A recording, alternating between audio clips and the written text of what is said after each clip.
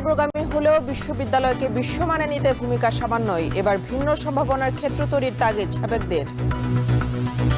ঢাকা বিশ্ববিদ্যালয়ে বিভিন্ন শিক্ষার্থীরা বৃত্তির কিংবা রিসার্চ করলে যেন আর্থিক সুযোগ সুবিধা থাকে। জাতীয় পর্যায়ে টানা হেঁচড়া করে এই সংসদগুলোকে শিক্ষার্থীদের মনোযোগের বাইরে না নিয়ে যায়।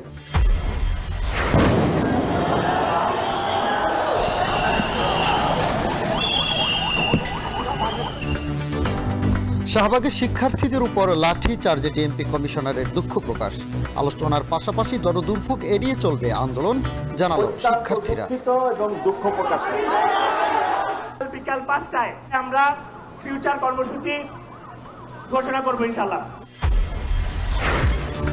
আগামী জাতীয় নির্বাচনের রোডম্যাপ আজ ঘোষণা করতে পারে ইসি। চূড়ান্ত ভোটার তালিকা পাওয়া যাবে 30 নভেম্বর।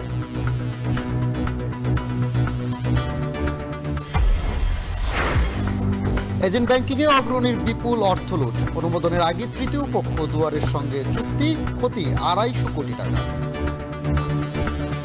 আমার ব্রাঞ্চ লস করতেছে, দুয়ার প্রফিট করতেছে। এজেন্ট কারা হয়েছে? ব্যাংকের যারা এক্স এমপ্লয়িজ তারা।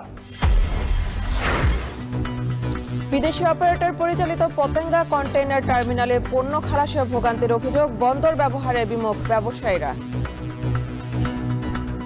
যারা এক্সপোর্ট ওরিয়েন্টেড ইন্ডাস্ট্রি যেটা আছে, বিশেষ করে গার্মেন্ট ইন্ডাস্ট্রি, আমরা খুব বেশি সাফার করতেছি এটা নিয়ে।